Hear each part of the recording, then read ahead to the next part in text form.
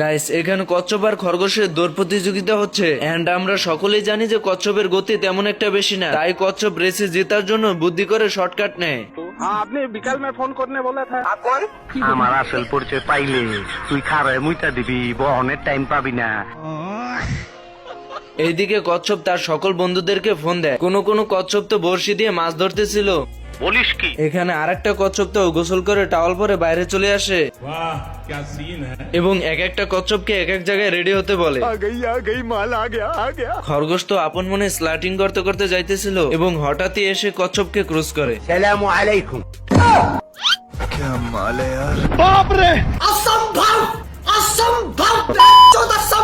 আমার মাফ করে দেন হুজুর, আমার ভুল হয়ে গেছে। খরগোশ কচ্ছপের একটু সামনে এসে বলতে থাকে, जिम करी बाबा जिम करी है। আমার চ্যাটার বাল।